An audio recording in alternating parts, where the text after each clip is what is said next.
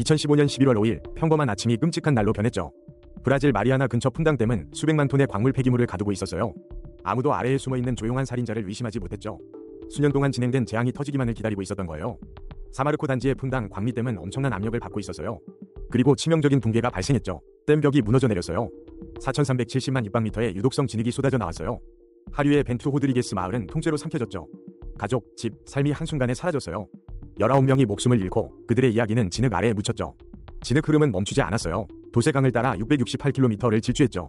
활기 넘치던 강은 죽은 갈색 동맥으로 변했어요. 17일 후 유독성 오염물질은 대서양에 도달했죠. 수백 명이 실향민이 되고 생계가 파괴되었어요. 도세강 유역의 도시들은 심각한 물 부족을 겪었죠. 환경 피해의 전체 범위는 오늘날까지도 불분명해요. 댐 소유주인 사마르코는 대규모 소송과 제재에 직면했어요. 사마르코 CEO를 포함한 임원들은 과실치사 혐의로 기소되었죠.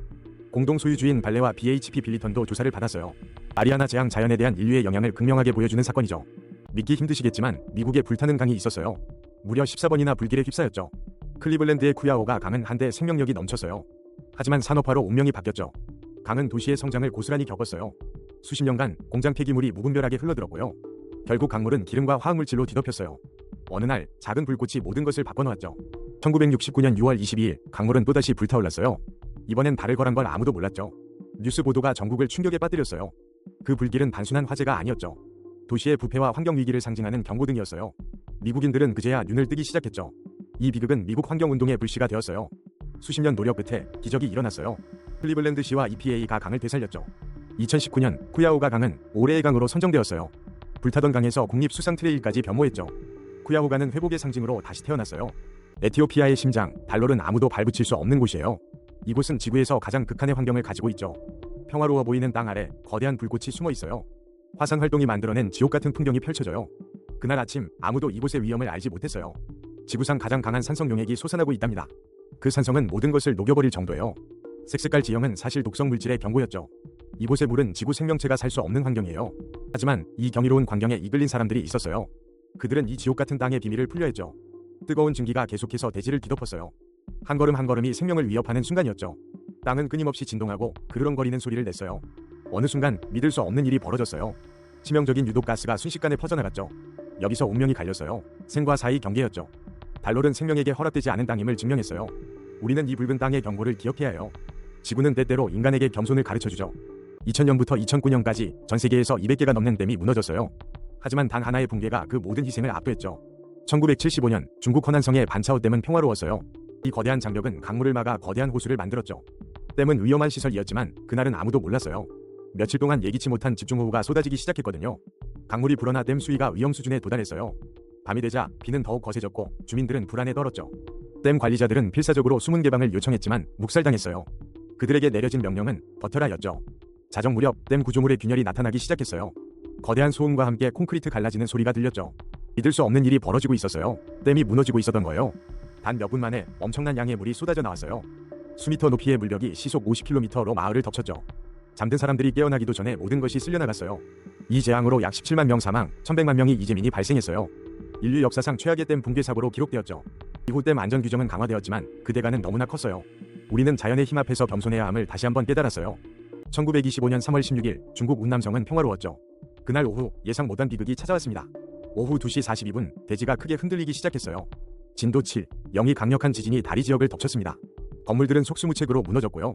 사람들은 비명을 지르며 필사적으로 도망쳤죠. 평화로운 마을은 순식간에 아수라장이 되었어요. 가장 심한 곳은 진도 IX의 격렬한 흔들림이 감지됐죠. 땅이 갈라지고 산사태가 마을을 덮쳤습니다. 수많은 집들이 돌무더기로 변해버렸고요. 사람들은 사랑하는 이들을 필사적으로 찾았지만 이미 늦은 경우가 너무나 많았습니다. 이 거대한 자연의 분노는 5,000명이 목숨을 앗아갔죠. 단 몇 초 만에 모든 것이 송두리째 바뀌었어요. 생존자들은 폐허 속에서 희망을 찾아야 했습니다. 그날의 공포는 운남성 사람들의 기억에 깊이 새겨졌죠. 자연의 예측 불가능한 힘을 다시 한번 깨달았습니다. 다리 지진은 중국 역사 속 비극으로 기록되었어요. 그날의 희생자들을 영원히 기억해야 합니다. 이 이야기는 우리에게 소중한 교훈을 줍니다. 1978년 대한민국 한가운데서 거대한 계획이 시작되죠. 충주댐 단순한 댐이 아니었어요. 세 가지 목적이 있었죠. 홍수 방지, 용수 공급, 그리고 전력 생산이었어요. 하지만 이 웅장한 프로젝트 뒤엔 알려지지 않은 진실이 숨어 있었죠. 1978년 첫 삽을 떴을 때 아무도 몰랐어요. 이 댐이 단순한 공학적 위협 그 이상이 될 거라는 것을요. 98m 높이의 거대한 콘크리트 구조물이 하늘로 솟아올랐죠. 그 아래 남한강 물줄기는 새로운 운명을 맞이했어요. 27억 5천만 세제곱미터의 물을 가둘 저수지가 생겼죠. 그리고 400메가와트급 발전소가 숨겨진 심장처럼 박혔어요. 1985년 완공된 댐은 마치 거대한 문처럼 보였죠. 홍수 조절은 그저 겉으로 보이는 명분 중 하나였을까요? 진정한 목적은 물의 통제 그 자체였을지 몰라요. 거대한 저수지는 전략적 자원이 된 거죠. 물의 힘은 전기로 변환되어 도시를 밝혔지만 그 뒤엔 항상 거대한 그림자가 드리워져 있었어요. 수력 발전은 국가 안보의 핵심이었죠. 이 댐은 단순한 건물이 아닌 국토를 지키는 요새였어요. 충주댐, 그 거대한 존재감은 지금도 계속되고 있죠. 과연 그 진짜 목적은 무엇이었을까요? 우리는 답을 찾았어요. 1933년 미국 워싱턴주 콜럼비아강에 거대한 댐 건설이 시작되어 수력 발전과 농지 관계가 목표였죠. 하지만 이 프로젝트는 시작부터 격렬한 논쟁에 휩싸였어요. 한쪽은 중력식 운하를, 다른 쪽은 고수위 댐을 주장했죠. 1933년 댐 지지자들이 승리했지만 반전은 여기서 시작됩니다. 미국 국토계 강국은 낮은 댐 건설을 제안했어요. 전기만 생산하고 관계는 안 되는 예상 밖의 계획이었죠. 하지만 컨소시엄은 낮은 댐, 허가에도 높은 댐을 짓기 시작합니다. 모두가 쉬쉬하며 진행되던 이 은밀한 작업 과연 들키지 않을까요? 1934년 8월 루즈벨트 대통령이 건설 현장을 방문했어요. 그는 현장에서 커지는 댐을 보고 깜짝 놀랐죠. 승인된 낮은 댐보다 훨씬 높은 구조물이었으니까요. 그런데 대통령은 분노 대신 놀라운 결정을 내립니다. 그는 높은 댐 설계를 지지하고 공식적으로 승인한 거죠. 높이 168m, 관계까지 가능한 진정한 고수위 댐으로요. 1935년 의회는 마침내 높은 댐을 승인했고 건설은 가속화되어 그리고 1942년 거대한 그랜드 쿨리 댐이 마침내 완성됩니다. 그해 6월 1일 강물이 댐이 수문을 처음으로 넘어섰죠. 미 대통령의 파격적인 결정으로 미국은 역사적인 유산을 얻게 돼요. 현재 그랜드 쿨리 댐은 미국 최대 발전소로 위용을 자랑합니다. 2017년 8월 멕시코만 상공에 작은 열대성 파동이 움직이기 시작했어요. 아무도 몰랐죠. 이 작은 움직임이 곧 엄청난 괴물이 될 줄은요. 8월 17일 폭풍은 합이라는 이름과 함께 열대성 폭풍으로 강화됩니다. 바람을 타고 서쪽으로 향하며 그 힘은 점점 더 커졌죠. 그리고 8월 25일 합이는 3등 급 메이저 허리케인으로 텍사스에 상륙합니다. 강풍과 함께 믿을 수 없는 양의 비를 뿌리기 시작했어요. 4일 동안 텍사스 전역은 거대한 물바다로 변했습니다. 어떤 지역은 무려 40인치, 1000mm가 넘는 비가 쏟아졌죠. 특히 네덜란드 지역은 60인치 이상이라는 경이로운 기록을 세웠어요. 이것은 미국 역사상 가장 많은 비를 뿌린 열대성 사이클론이었습니다. 수십만 채의 집이 물에 잠기며 삶의 터전이 사라졌죠. 3만 명이 넘는 사람들이 집을 떠나야 했어요. 구조대가 밤낮 없이 17,000번 이상의 생명을 구했습니다. 그러나 100명이 넘는 희생자가 발생하며 비극은 깊어졌어요. 피해액은 1250억 달러, 카트리나와 함께 역사상 가장 비싼 재난이었죠. 이것은 텍사스 역사상 가장 큰 자연재해로 기록되었습니다. 하비는 12년 만에 미국 본토에 상륙한 첫 메이저 허리케인이었죠. 강력한 바람보다 느리게 움직이는 폭우가 더 큰 파괴를 가져왔어요. 우리는 자연의 예측 불가능한 힘 앞에 겸손해야 함을 배웠습니다. 하비는 텍사스의 상처 깊은 기억으로 남았어요. 1930년대 미국의 평원은 평화로웠죠. 아무도 몰랐어요. 곧 닥쳐올 거대한 그림자를. 그날 아침 농부들은 여느 때처럼 밭을 갈았죠. 땅은 메마르고 지쳐 보였어요. 문제는 씨앗부터 시작되었죠. 당시의 농업 방식은 땅을 너무 깊이 파헤쳤어요. 원래 그 땅을 지키던 건 강인한 풀뿌리들이었어요. 하지만 이제 그들은 사라졌죠. 그리고 운명의 장난처럼 가뭄이 시작되었어요. 1934년 비는 오지 않았죠. 메마른 땅, 흙먼지가 날리기 시작했어요. 처음엔 작은 소용돌이였죠. 아무도 눈치채지 못했어요. 이 작은 현상이 재앙의 서곡이라는 것을요. 1936년 두 번째 가뭄이 닥치면서 상황은 걷잡을 수 없게 되었죠. 강풍이 불어왔고 흙먼지는 하늘을 뒤덮었어요. 낮이 밤처럼 변했죠.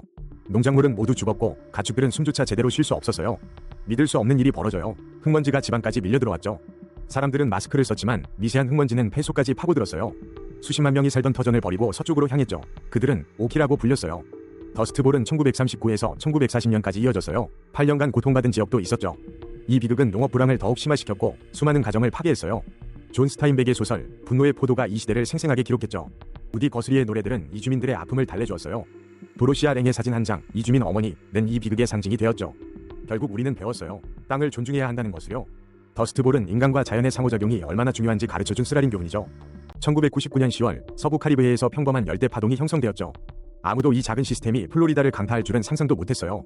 이것은 그의 9번째 이름 붙은 폭풍, 허리케인 아이린이었죠. 서부 쿠바를 강타한 후 아이린은 허리케인으로 격상됩니다. 10월 15일 카테고리 1 허리케인으로 키웨스트에 상륙했어요. 그리고 케이프 세이블 근처에서 플로리다 본토를 다시 한번 때렸죠. 아이린은 플로리다를 가로질러 이동하며 북쪽으로 향했습니다. 놀랍게도 이 약해 보이는 폭풍은 엄청난 양의 비를 품고 있었죠. 마이애미는 250에서 500mm의 비를 맞으며 물에 잠겼어요. 이것은 1981년 허리케인 데니스 이후 처음 보는 광경이었죠. 단지 카테고리 1이었지만 아이린은 8명이 간접 사망자를 냈어요. 그리고 플로리다 전역에 8억 달러의 피해를 남겼습니다. 서부 쿠바에서도 4명이 사망하고 막대한 피해가 발생했죠. 바하마에서도 홍수와 함께 1명이 사망자가 발생했어요. 플로리다를 떠난 아이린은 대서양 위에서 다시 강해졌습니다. 카테고리 2 허리케인으로까지 성장했지만 캐롤라이나 해안을 비켜갔죠. 결국 아이린은 뉴펀들랜드 남동쪽에서 온대성 저기압으로 변했습니다. 이것은 단순히 강풍 때문이 아닌 물의 위력을 보여준 사건이에요. 아이린은 습한 허리케인의 위험성을 다시 일깨워주었죠. 눈에 보이는 등급만이 전부는 아니라는 것을 말이죠.